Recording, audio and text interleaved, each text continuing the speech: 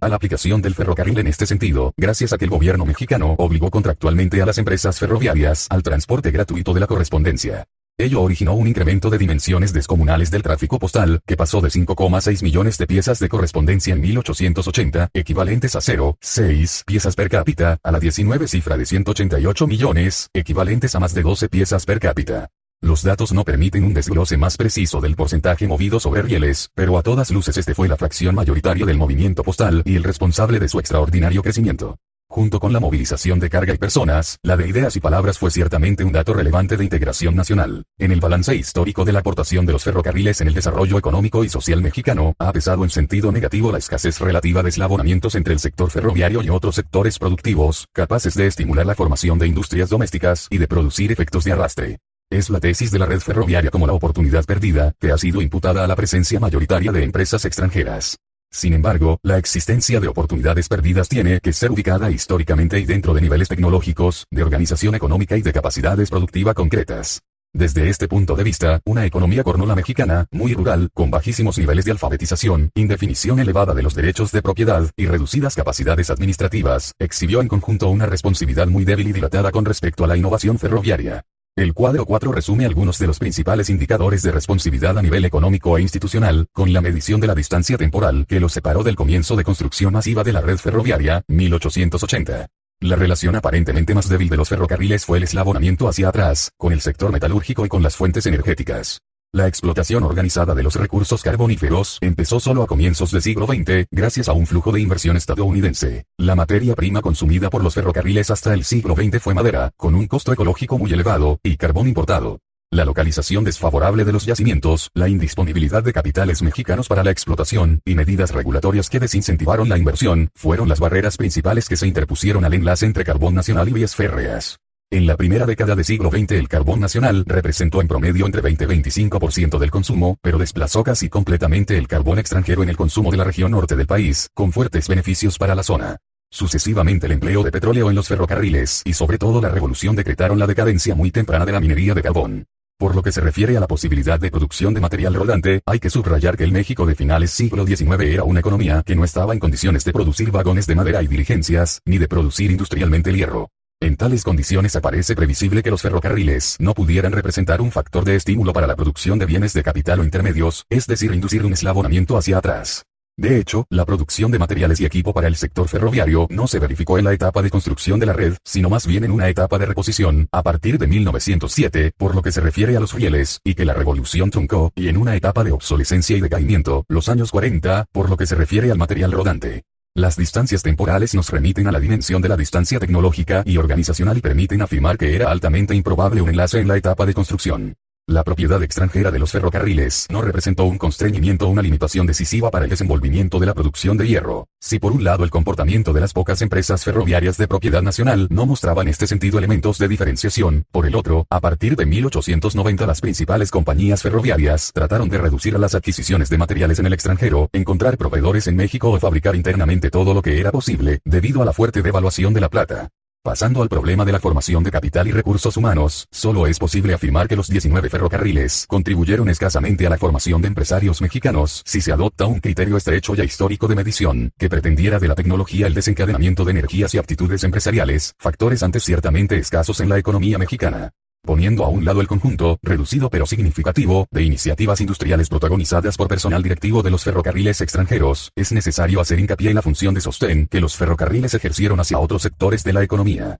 El trasvase de personal cualificado hacia el sector minero metalúrgico, los talleres mecánicos, y luego la industria eléctrica fue un importante elemento de diseminación de habilidades tecnológicas y de recursos humanos.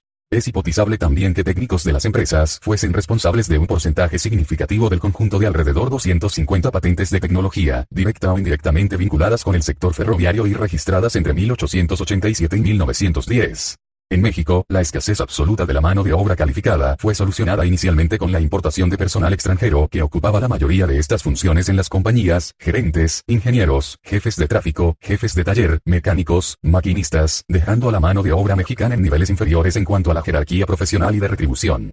En este caso el error parece encontrarse en la política educativa y la falta de instrucción técnica que el gobierno no supo remediar. Aparentemente, el gobierno hubiera podido, con costos relativamente bajos, proveer selectivamente la formación de este tipo de mano de obra dentro del sistema de instrucción, asegurando un enlace con la demanda de trabajo cualificado y una captación de beneficios seguramente superior. Aún así, la formación técnica al interior de las empresas extranjeras posibilitó a partir de 1908 la política de mexicanización del personal y la creación de las escuelas ferrocarrileras. Hay que considerar dos elementos que son consecuencia directa de lo anterior, que la influencia de los empleados estadounidenses fue muy fuerte para la formación dentro de la industria ferroviaria del primer núcleo de sindicalismo moderno en México, y que el nivel superior de los salarios a los empleados extranjeros produjo una progresiva tensión al alza del salario de los empleados mexicanos. De hecho, los trabajadores ferroviarios mexicanos aparecen como el sector mejor pagado de la economía mexicana en términos reales y nominales, por lo menos entre el 89 y 1930.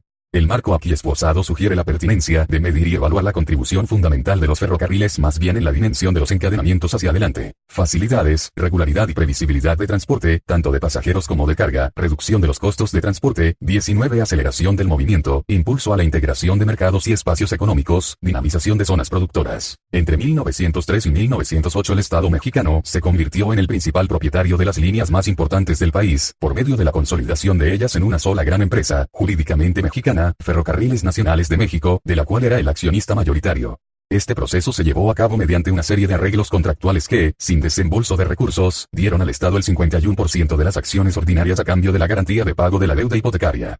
Los propósitos de la operación, que representó una de las primeras experiencias modernas de control público sobre los ferrocarriles, eran múltiples. En primer lugar, prevenir la consolidación de los ferrocarriles mexicanos por manos de alguna gran corporación estadounidense que pudiera ejercer un poder monopólico en el transporte, contrario a los principios del interés nacional. En segundo lugar, permitir la reorganización de empresas en condiciones financieras muy precarias, facilitando la inyección de nuevos recursos. En tercer lugar, proceder a expandir, consolidar y unificar el sistema ferroviario. Mientras la estructura jurídica de la empresa otorgaba al gobierno los mecanismos de control estratégico sobre ella, el modelo adoptado reservaba la administración a un cuerpo semi-independiente de funcionarios y ejecutivos provenientes de las empresas fusionadas, en un marco de autonomía gestional. Desde el comienzo, la mexicanización de los ferrocarriles puso bajo control gubernamental un sistema de dimensiones enormes, comparado con el tamaño de la economía mexicana y las capacidades administrativas del Estado.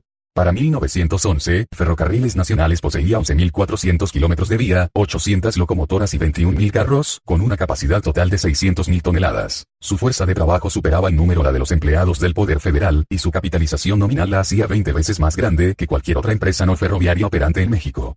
El desarrollo sucesivo de la red ferroviaria, aunque totalmente imprevisto en los horizontes de los creadores de ferrocarriles nacionales, fue peculiarmente condicionado por el hecho de estar dominado por una empresa bajo control estatal. La característica principal del sistema ferroviario mexicano a partir de la segunda década del siglo XX es la falta de crecimiento en casi todos los aspectos: físico, tecnológico, productivo, operacional. De hecho, se puede hablar, más bien, de un decremento sustancial del ferrocarril como medio de transporte y de su importancia dentro de las comunicaciones, así como del deterioro acelerado de la red ferroviaria. En este sentido, es muy significativo que los últimos años del Porfiriato representaron el tope del sistema ferroviario, el punto más alto de su desempeño en el espacio económico mexicano.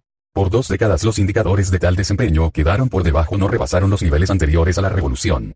La extensión de la red ferroviaria, otro buen indicador. En los 30 años sucesivos al estallido de la Revolución Mexicana, el kilometraje de los ferrocarriles de jurisdicción federal aumentó alrededor de 15%, pasando de 19,7 a 22,7 miles de kilómetros. Sin embargo, aproximadamente la mitad de este incremento se debe a laderos y escapes, que convencionalmente se computan en las estadísticas ferroviarias con un kilometraje reducido a la mitad. Hasta 1960 no hubo ni siquiera tendido de vías dobles en ningún tramo de la red. En este sentido es preciso especificar el significado de la declinación del ferrocarril a través del desempeño del sistema ferroviario. El indicador más evidente de este fenómeno es la tendencia de la carga comercial movida por los ferrocarriles mexicanos en la primera mitad de este siglo. El dato en cierta medida asombroso es que por primera vez en 1937 la carga ferroviaria supera los niveles alcanzados entre 1908 y 1911.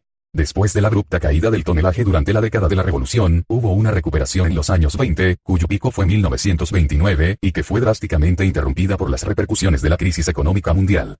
En los años de 1930 la recuperación fue tardía y lenta. De hecho, la carga volvió a crecer de manera consistente solo debido a la excepcional estimulación causada por el Segundo Conflicto Mundial. 19. El otro renglón principal de operación de los ferrocarriles, el transporte de pasajeros, muestra tendencias menos definidas. En este caso, el pico inicial no es representado por los años prerevolucionarios, sino por años sucesivos como 1917 y 1921. La revolución y los conflictos político-militares de 1920-1921 conllevaron a fuertes movilizaciones de población y milicias, desplazados por ferrocarril. En forma parecida a lo que aconteció con la carga, el nivel de pasajeros transportados en 1921, menos 24 millones, no se alcanzó nuevamente hasta 1936, y luego vino una aceleración fuerte del crecimiento entre 1943 y 1945. Es conocido que en la década de 1910 a 1920, la economía mexicana fue afectada por un shock interno y de más larga duración, las guerras civiles de la Revolución. En 1913 la unidad del territorio se resquebrajó y los ferrocarriles se convirtieron en instrumentos de lucha en manos de los jefes militares regionales, y hasta 1917 fueron incautados por la facción política más poderosa. El ciclo de conflictos de la revolución afectó directamente la existencia física de las vías férreas, causando daños ingentes a las propiedades, pero sobre todo desarticulando el funcionamiento de los ferrocarriles como empresas y de la red como sistema. Los primeros fueron rápidamente compensados y repuestos, a diferencia 19 del deterioro inmaterial que dejó una huella más sustancial que la destrucción. En este sentido, la desaparición de los cuadros directivos y de las jerarquías, la fragmentación de las normas sistémicas de operación, la supeditación absoluta de las empresas a criterios políticos, conformaron un círculo vicioso. La pieza central del sistema ferroviario, Ferrocarriles Nacionales, permaneció bajo el control del Estado hasta 1925 y sucesivamente no logró reconstituirse como unidad empresarial, sino que osciló entre la naturaleza de empresa privada y la de dependencia gubernamental, hasta que la nacionalización y la catastrófica experiencia de la administración obrera, 1938-1940, extinguieron el problema. En un marco institucional escasamente definido como el del México revolucionario, Ferrocarriles Nacionales constituyó una caja negra de la cual extraer recursos humanos y materiales sin reposición, misma que se llenaba con aumentos desconsiderados de personal, clientelismos políticos, mecanismos de privilegio, rigideces sindicales. El fenómeno que tuvo lugar fue la salida del sistema ferroviario mexicano del flujo de progreso técnico que caracterizaba el sector a nivel internacional, al cual había estado relacionado hasta 1910. Después de tal fecha se manifiesta un diferencial creciente de tiempo tecnológico entre los ferrocarriles mexicanos y los estándares ferroviarios internacionales, que dio cabida a procesos de regresión e involución tecnológica, de los cuales la disminución de alrededor 70% de la velocidad promedio de los trenes de carga entre 1900 y 1930, de 38 a 22 km/h, no es que una manifestación. Paradójicamente, mientras se contraponía la lógica de los ferrocarriles como servicio público a la de los ferrocarriles como empresa, los presupuestos del servicio público experimentaron un deterioro muy agudo. Lo que estos y otros indicadores disponibles ponen en evidencia es que el caso de México no es simplemente una manifestación de la tendencia mundial al agotamiento del crecimiento de los sistemas ferroviarios y su declive como modo de transportación. A lo largo del siglo XX el ferrocarril perdió su centralidad infraestructural y como en un ciclo de producto fue progresivamente sustituido por otras tecnologías y modos de transportación.